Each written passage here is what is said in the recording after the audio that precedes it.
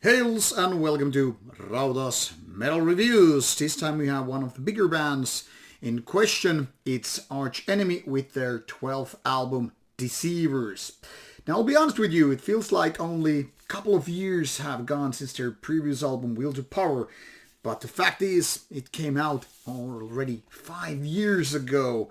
And time has totally been flying around and it feels like it was just yesterday.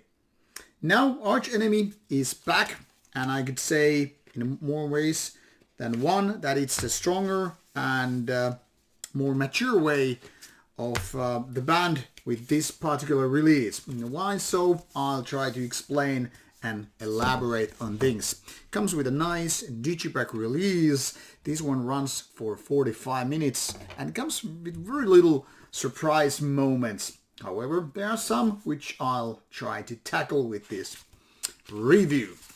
Now, I was actually lucky to interview the band earlier in August 2022, and this time I had Michael Amott, the guitarist wizard. Couldn't I say wizard? Now, just turning around. Previously, I had interviewed their bass player some 5 years ago, Mr. Charlie D'Angelo right here. And as everybody probably knows who have been following Arch Enemy, it's kind of a super group lineup. You have two wonderful guitar players, you have a talented drummer, skillful bass player, and of course a very talented and beautiful vocalist who is totally nailing the vocals, doing better job than her predecessor. So Arch Enemy might have the best lineup so far. I kid you not. Now, for those who hate this kind of a band, I don't like melodic death metal, I don't even like melodic death metal, just don't waste your time, stop watching this review, move on and whatnot. But for fans, I have good news. Probably fans have, then again, already been listening to this album quite some time, because it cut out around the day when I was interviewing Michael Amott.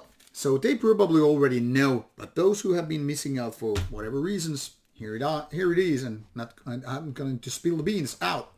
But first, let's take a look on Metal Archive's site for this one. As you can see, there are quite a few albums that is to in question, and also singles, box sets, EP splits, and all that stuff. The kind of a usual story with bigger bands.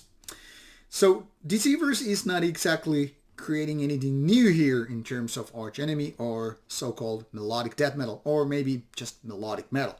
Melodic death metal might be a little bit misleading considering that there's very little death metal with Arch Enemy's music, and I'm not saying that as if it was a bad thing, more like noting the facts.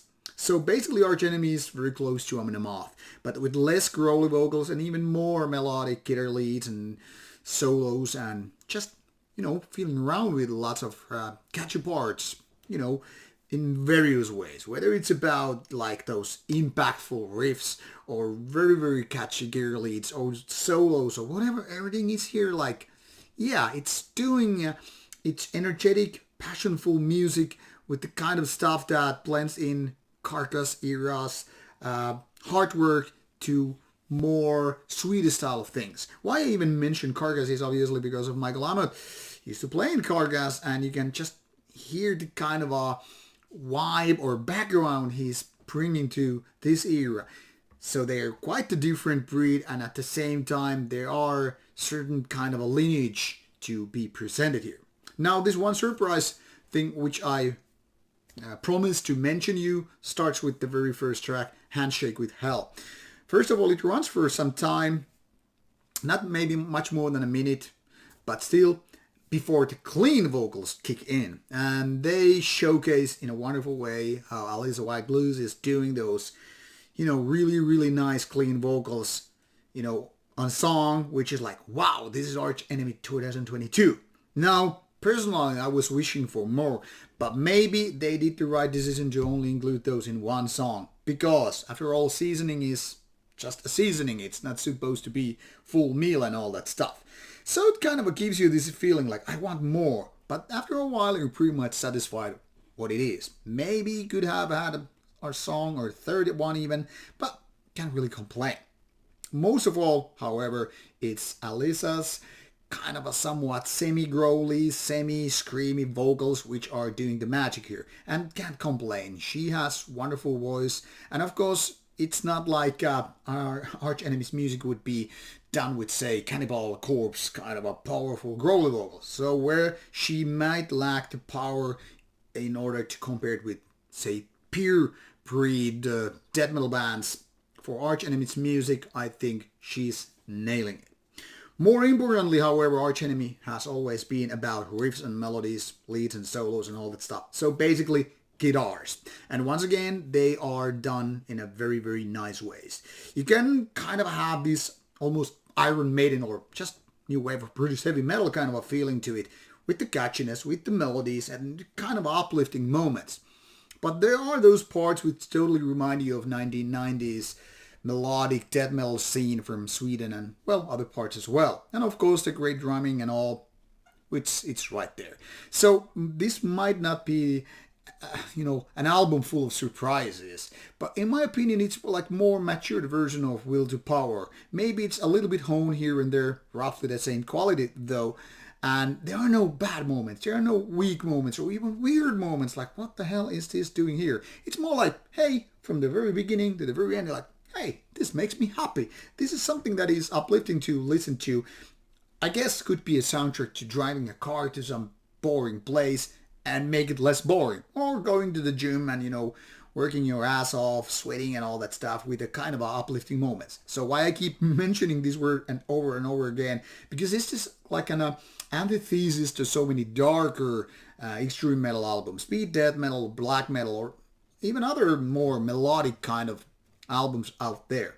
So definitely a well-balanced album with a very, very nice, close to perfection kind of a production and all that stuff. Now, will this get new fans? Yes, certainly, if you're up for previous Arch Enemy material to begin with.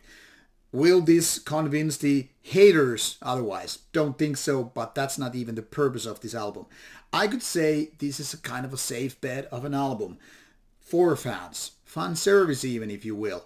I don't really know. I don't really care. What I'm saying here, this is a good album, very, very nicely executed, and for previous fans, this should not be sounding as a disappointment.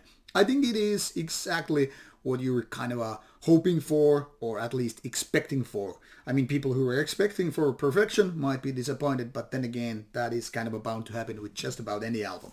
In my opinion, a solid release for fans, new and old alike, and that's it. Can't really expect and hope for much more.